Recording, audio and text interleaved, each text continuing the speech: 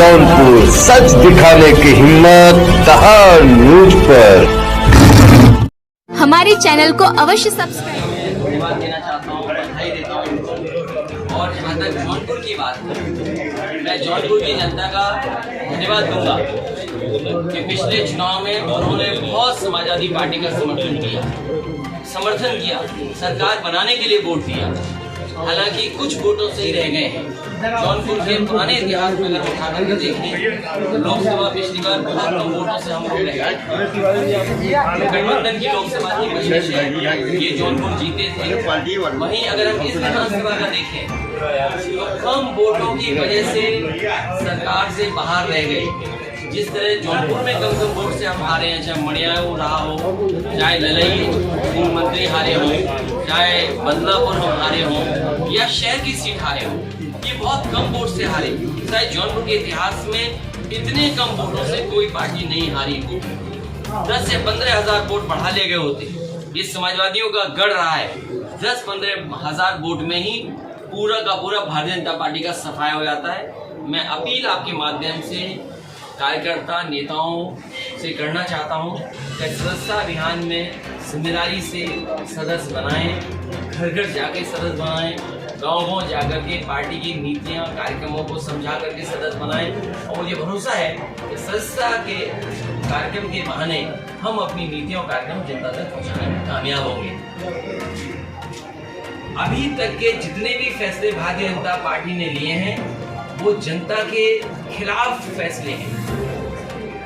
आप जीएसटी देख लीजिए, दूध, दही, मक्खन और सब पे जीएसटी लगा दी। आजादी के बाद ये पहली सरकार है जिसने इस तरीके से जीएसटी लगाई।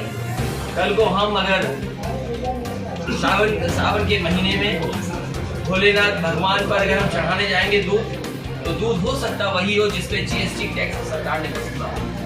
इसने हमारे भारतीय जनता पार्टी ने हमारे भोले भाले भोलेनाथ के जो हमारे पूजा करने वाले हैं श्रद्धालु, उन्हें भी नहीं छोड़ा इन्होंने, उन पे भी टैक्स वसूल किया। और इतना भ्रष्टाचार कल्पना नहीं कर सकते थे जितना सरकार में हो रहा है। सरकार को एसआईटी बनानी पड़ी ट्रांसफर पोस्टिंग में, जब पीडब्ल्यूडी के ट्रांसफर पोस्टिंग में ओएसडी हटाना पड़े हैं। डिप्टी सीएम को चिट्ठी लिखनी पड़ी कि अधिकारी उनकी नहीं सुन रहे, गलत ट्रांसफर हो गए। अभी शिक्षा विभाग पे भी उंगली उठी है। नमामि गंगे और जो पानी को लेकर के, गंगा सफाई को लेकर के मंत्री ने सरकार पर प्रश्न लगा दिया। शायद ये पहली सरकार होगी जहां विपक्ष ने नहीं उठाए सवाल, इनकी सरकार के अंदर सवाल उठ रहे हैं। तो सोचिए जो ट्रांसफर पोस्टिंग में पैसा ले रहे हैं वो विभाग का जब काम होगा तो कितना भ्रष्टाचार होगा उसका। और फिर अग्निवीर जैसी योजना लाना, अग्निपथ कार्यक्रम बना करके। और ये बीजेपी के लोग वही हैं जो थकते नहीं है कह करके भारत माता की जय, भारत माता की जय हो। और सोचो नौकरी कैसी आधी अधूरी। जो नौजवान सपना देखता है वर्दी पहनने का, जो नौजवान सपना देखता है कि हम सीमा की रक्षा करेंगे, उस नौजवान को आप आधी अधूरी नौकरी दे रहे हो। और अब तो आंकड़े बाहर आ गए हैं, 22 करोड़ लोगों ने फॉर्म भरा और मात्र 7 लाख लोगों को नौकरी मिली। इससे ज्यादा खराब बात और क्या हो सकती है सरकार को? इससे ज्यादा नौजवानों को धोखा क्या सरकार दे सकती है? और फिर वही सरकार कुछ लोगों के साथ ऐसा खड़ी है जैसे कल्पना नहीं कर सकते आप। दुनिया के 4थे नंबर पे पहुंचा है उद्योगपति, और हमारा गरीब और किसान अभी भी देख रहा हो उसकी तरफ। किसान को सुविधा नहीं, डीएपी महंगी, खाद महंगी, सिंचाई महंगी, आपका बिजली का बिल महंगा, इलाज महंगा, पढ़ाई महंगी, और उद्योगपति को बैंक से लोन का लोन, और दुनिया के 4थे नंबर पहुंचा दिया। ये सरकार गरीबों की नहीं उद्योगपतियों के साथ खड़ी है। 24 की तैयारी कैसे करेंगे? 24 की हमारी तैयारी लगातार चलती रहेगी। सदस्यता के सहारे हम अपने कार्यक्रम, अपने पार्टी के फैसले जनता तक पहुंचाएंगे। और किस तरीके से नोटबंदी फेल हुई, जीएसटी फेल हुआ, अग्निवीर गलत योजना है, और केवल उद्योगपतियों के सहारे ये सरकार आगे बढ़ना चाहती है। हालांकि ये सरकार पहले भी इन्हीं की थी, आज भी सरकार इनकी है, दिल्ली की भी सरकार इनकी है। इनको तो सड़कें अच्छी बना देनी चाहिए, लेकिन सड़कों के इंजीनियर से ही जब पैसा ले लेंगे, जब सड़क बनाने वाले इंजीनियरों से ही पैसा ले लेंगे, तो क्या उम्मीद करोगे आप सड़क कैसी बनेगी? और फिर हाल ही में आपने बुंदेलखंड एक्सप्रेसवे को देखा होगा आपने। प्रदेश की सबसे बड़ी योजना, सबसे ज्यादा बजट खर्च हुआ हो, देश के प्रधानमंत्री उद्घाटन में आए हो और एक बारिश में बताओ गड्ढे हो गए हो, गाड़ियां पलट रही हो, गाड़ियां गड्ढे में घुस जा रही हो, जिन लोगों की जान जा रही, जिनको इलाज करना पड़ रहा है, वो अपने पैसे से इलाज कराएं। सड़क टैक्स से बन रही है, उन्हीं के पैसे से सड़क बन रही है, और बाद में एक्सीडेंट हो जाए तो अपने पैसे से इलाज कराएं।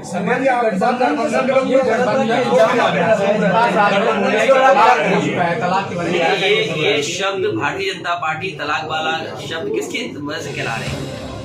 ये राजनीति में क्या तलाक है? ये क्यों भाषा का इस्तेमाल करते हैं? ये जानबूझकर ये भाषा का इस्तेमाल करते हैं। भाई जो लोग बीजेपी से मिले हों उनसे क्या उम्मीद करोगे आप? यहाँ सुरक्षा नहीं मिली किसी को, कौन नहीं जानता इन बातों को। जो भारतीय जनता पार्टी से संबंध रखेंगे, इसीलिए मैंने कहा कि अगर हम सम्मान नहीं दे पा रहे हैं तो उस दल के साथ चले जाओ जो दल सम्मान दे रहा हो। अखिलेश यादव आप किधर देख रहे हैं गठबंधन की? हम अकेले लड़ रहे हैं और जो हमारे साथ हैं अभी, जो गठबंधन में दल हमारे साथ है, उनके साथ आगे बढ़े। वो निर्दोष नौजवानों को जेल भेजा है और चिन्हित कर करके जेल भेजा है। यादव हैं तो जेल भेज दिया। सुनने में आ रहा है कि वहाँ के पूर्व प्रधान उन्हें जेल भेज दिया, कोई 100 किलो का है उन्हें भेज दिया।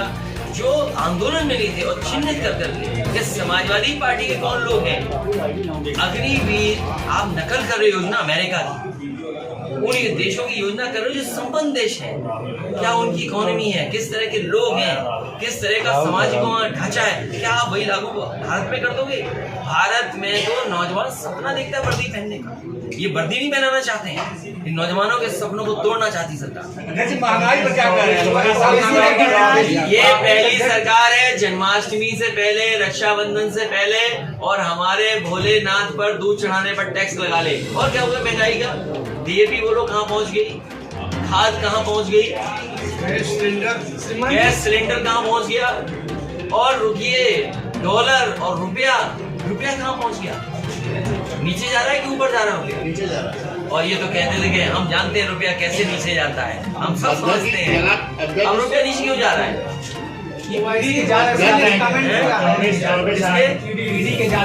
देखिए ईडी का मैंने फुल फॉर्म बताया था आपको पहले भी, एग्जामिनेशन इन डेमोक्रेसी। ये भी एक थाना बन गया है, थाने से जैसा चाहो वैसा परेशान कर लो। सरकार के सारे में परेशान किया जा रहा है, और एक को नहीं सबको परेशान किया जाएगा। 10 लाख का कारोबार कर लो ईडी आ जाएगी, तुम ज्यादा खिलाफ दिखाओगे चैनल पे ईडी आ जाएगी। यहाँ कुछ चैनल होंगे जिन पे ईडी आई थी पहले।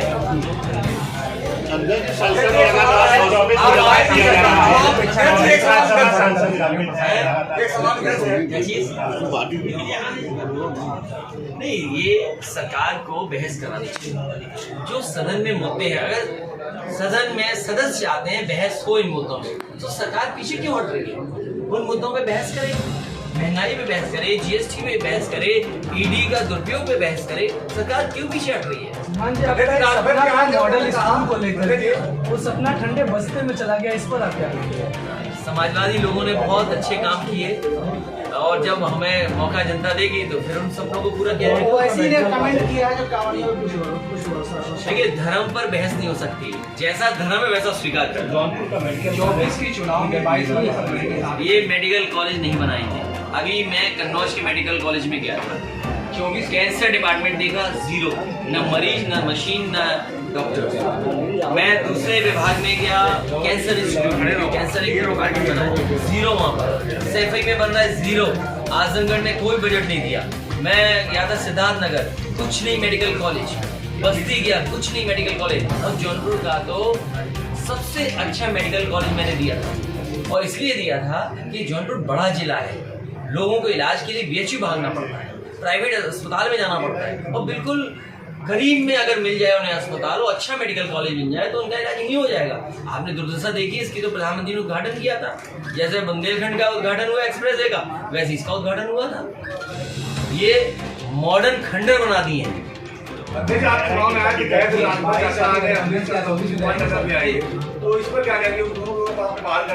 मैंने केवल ये कहा है कि जहां आपको सम्मान ज्यादा मिले वहां जाए। और आपको जाना भी चाहिए, क्योंकि आपके अपने सिद्धांत हैं, अपने कार्यक्रम हैं, तो अपनी पार्टी को मजबूत करें। घर में सम्मान नहीं मिला क्या चाचा? नहीं, घर में सम्मान हमेशा रहेगा, चाचा के रूप में हमेशा सम्मान है घर में, लेकिन क्योंकि उनकी एक अपना पार्टी है, उनका एक दल है, हमारी तो यही उनसे कहा, यही कह सकता हूँ कि दल और मजबूत करेगा। एसी से बाहर नहीं निकलते जी, वो जानते नहीं ना एसी और डीसी क्या होता है। जमाना डीसी का हो गया है, ये जो मोबाइल लगाए वो सब डीसी करेंगे, वो जानते ही नहीं है। और हमारा 22 साल गुजर गया, हमें उनकी बोली देनी है जवाब। हुआ क्या है कि गाँव में नहीं कहते हैं, आपके यहाँ भी कहते होंगे, मुझे आपकी कहावत नहीं पता है, आत्मा किसी और की आ गई है, झाड़ फूक के ही निकलेगी वो। राजभर जी कह रहे दलितों का सम्मान सपा में नहीं है। ये सब बातें मत बोलिए, इसलिए मत बोलिए, उनकी भाषा बीजेपी की भाषा है, बीजेपी जो बुलवाएगी वो बोलेंगे वो। क्या राजभर के लिए काम कर रहे हैं? आपको नहीं पता, उनका इंटरव्यू नहीं सुना आपने? आपको सवाल ये पूछना चाहिए कि अगर मेरे लिए वो एसी के लिए कह रहे हैं, जब वो हमारे साथ थे तो देश के होम मिनिस्टर और देश के प्रधानमंत्री जी के लिए क्या कहते थे? ऐसी बातें बोलते जो मैं बोल ही नहीं सकता। ये मुद्दा आपके लिए हो सकता है, जनता के लिए मुद्दा नहीं है। ये मुद्दा न्यूज के लिए हो सकता है, ये मुद्दा जनता के लिए नहीं है। जनता बदलाव चाहेगी, क्योंकि जीएसटी देख रही है, बेरोजगारी देख रही है, महंगी बिजली देख रही है, सिलेंडर देख रही है, और किस तरीके से अन्याय हो रहा है। आप देखो, पिछड़े दलित की बात करते हैं, आप आदिवासियों की बात करते हैं, क्या मिलना उनको, ये बताओ आप। पूर्व राष्ट्रपति एपीजे कलाम साहब ने उद्घाटन किया था सोलर प्लांट मेरे यहाँ, पूरी ग्राम सभा में फ्री बिजली चलती थी। बताओ, ये सम्मान है किसी राष्ट्रपति का? ये जो अगर मैं ये बात कह दूं कि पूर्व होने के बाद वो देश के राष्ट्रपति थे, उन्होंने उद्घाटन किया था, किसको धोखा दे रही है बीजेपी? बीजेपी धोखा देने के लिए नाम आगे करती है। फ्री राशन पर क्या बोले? इसीलिए सदस्यता कार्यक्रम चलेगा और जनता तक जाएंगे। ये हार जरूर हुई है पार्टी, लेकिन जनता ने जिताने के लिए वोट दिया था। सर, आजमगढ़ और रामपुर पार्टी जीतेगी। एक समय याद होगा, गोरखपुर और फूलपुर भी हारे थे मुख्यमंत्री और डिप्टी सीएम। ये राजनीति में चक्र चलता है। ठीक है, चलिए, बहुत धन्यवाद आपका। सर, आज जो आपके यहाँ सपा के राष्ट्रीय अध्यक्ष अखिलेश यादव जी मुख्यमंत्री उत्तर प्रदेश आए हुए थे, क्या प्रयोजन से आए थे? हमारे पिताजी की पुण्यतिथि थी, उसी उपलक्ष्य में ये सब नागरिक तरह आए थे। अच्छा, कुछ सौगातें भी आपके लिए? कुछ नहीं, उनका परिवार है, पूरा उत्तर प्रदेश उनका परिवार है, हमारा घर परिवार है, हम सब के एक परिवार के हैं, और अपने परिवार में अगर कोई आता तो सर, अगले 2024 वाले चुनाव में हम हाँ समझे? अब ये राजनीतिक कोई मुद्दा नहीं, ये पारिवारिक बात है, ये यहाँ श्रद्धांजलि की बात थी, और यहाँ राजनीतिक कोई बात नहीं। उनके आने से कैसा अनुभव लगा आपको, क्या बहुत लगा? अच्छा लगा, जैसे मेरे भगवान आ गए, बहुत अच्छा लगा। धन्यवाद। सर, आज यहाँ पर सपा के राष्ट्रीय अध्यक्ष अखिलेश यादव जी का आगमन हुआ था, किस परिप्रेक्ष्य से हुआ था? यहाँ आने के बाद आप लोगों को अनुभव कैसा मिला और जनता का संदेश क्या जाएगा? आज हमारे पार्टी के वरिष्ठ नेता भाई कर्मानंद जी के घर पर समाजवादी पार्टी के माननीय राष्ट्रीय अध्यक्ष उत्तर प्रदेश के पूर्व मुख्यमंत्री का आगमन हुआ। आगमन का जो मुख्य उद्देश्य था, चूँकि पिताजी की आज पुण्यतिथि थी और उस पर परिवार की इच्छा थी, उस इच्छा की पूर्ति के लिए माननीय राष्ट्रीय अध्यक्ष जी से आग्रह किया परिवार के लोगों ने, माननीय राष्ट्रीय अध्यक्ष जी आने का कारण। राष्ट्रीय अध्यक्ष जी के आने का परिप्रेक्ष्य तो आपने बता दिया, जनता को क्या संदेश जाएगा आज के उनके आगमन से? जनता उत्तर प्रदेश में परिवर्तन कर चुकी थी, क्योंकि जनता ने तो जनादेश दिया, लेकिन बहुमत के गुमान में देश और प्रदेश की सरकारों ने उत्तर प्रदेश की निर्वाचित सरकार को उत्तर प्रदेश में शपथ न ले पाए, इसलिए षड्यंत्र के तहत थोड़े थोड़े वोट से हमारे प्रत्याशियों को हराया गया। यह जनपद जौनपुर समाजवादियों की धरती है और समाजवादियों ने मेहनत किया और अपने नेता को जिताने के लिए दिन रात काम किया। हमने आपके राष्ट्रीय अध्यक्ष जी से एक सवाल पूछा था कि ये आपने जब ओपी राजभर आपकी पार्टी में आए तो कहे कि ओपी चाचा आ गए हैं और शिवपाल चाचा भी आ गए, अभी आपकी पार्टी से दोनों लोग बाहर हैं। नहीं, जहाँ तक चाचा की बात है तो वो चाचा है ही, उनका अपना दल है, उनका अपना एजेंडा है। हमारे नेता ने इस पर स्पष्ट कह भी दिया है कि जब हमारे नेता आदरणीय राष्ट्रीय अध्यक्ष जी कह दिए हैं तो उस पर इस बात को पूछना नहीं चाहिए। आप जनता को क्या संदेश देना चाहते हैं? जनपद को संदेश गया, क्या गया? उत्तर प्रदेश के विकास पुरुष आज बरसठी की धरती पर खुवामा में आकर एक संदेश देने का काम किया है। वो संदेश व्यापक है, बृहद है, बड़ा है और मैं बधाई देना चाहता हूँ राम, लक्ष्मण, भरत और शत्रुघ्न को कि आपने उत्तर प्रदेश नहीं देश के यशस्वी नेता को बुलाकर हम सबसे जोड़ने का काम किया। इसलिए अपने भाई को बहुत बधाई, शुभकामना देता हूँ। हम सारे समाजवादी लोग अपने परिवार के साथ खड़े रहेंगे। मीडिया ये समझे सर कि 2024 में डंका बज गया है समाजवादी पार्टी का? मैंने पहले कहा कि 2022 में ही परिवर्तन हो गया था, लेकिन परिवर्तन होने से रोका गया। इस बार हम लोग 2024 में परिवर्तन ले आने के लिए जनता के बीच में पुनः जाएंगे। अभी हमारा सक्रिय सदस्यता का अभियान चल रहा है, जिसमें हमारे जनपद के प्रभारी 1-2 दिन में ही आएंगे और हम लोग हर घर जाने का काम करेंगे। अपने नेता की साइकिल को चलाने के लिए दिन रात संकल्पित हैं और साइकिल को चलाया जाएगा। कहीं से जो कमी रह गई, जो चूक रह गई, इस बार उस चूक को नहीं देखा जा सकेगा, उस चूक को भी पूरा करेंगे। धन्यवाद। धन्यवाद।